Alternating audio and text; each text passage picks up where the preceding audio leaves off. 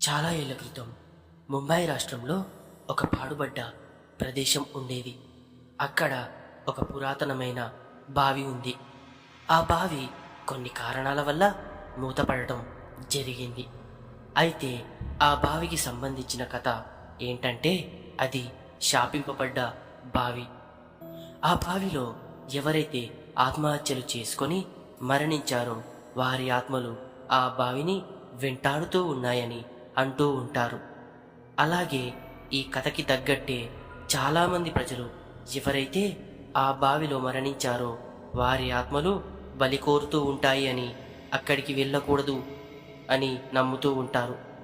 చాలామంది ఆ బావి దగ్గరికి కలలో కూడా వెళ్ళాలని అనుకోరు. అది కూడా సూర్యాస్తమయం అయ్యాక అస్సలే వెళ్ళరు. కానీ ఒకరోజు కొంతమంది స్నేహితుల చెవిలో పడింది ఈ వార్త. అయితే వారు ఇలాంటివి నమ్మని వ్యక్తులు.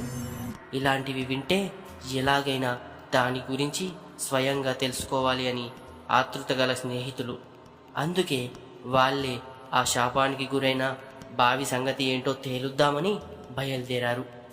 కొంత సమయానికి ఆ బావి వద్దకి చేరుకున్నారు ఈ గ్యాంగ్.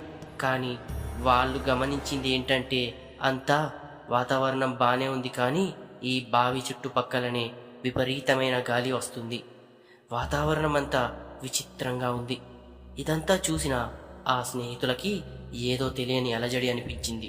అంటే వాళ్ళు కూడా ఎలాగైనా ఈ సాహసం చేసి తీరాల్సిందే అని ఆ స్నేహితులు నిర్ణయించుకున్నారు.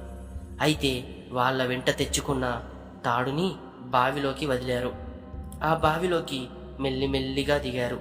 అది చాలా లోతైన బావి, పైగా నీరు కూడా లేవు. కాసేపటికి బావి అడుగుకి చేరుకున్నారు. చూస్తే అక్కడ ఏమీ లేదు. అంతా చీకటి, నిర్మానుష్యమైన ప్రదేశం అని వారితో వారే మాట్లాడుకుంటున్నారు.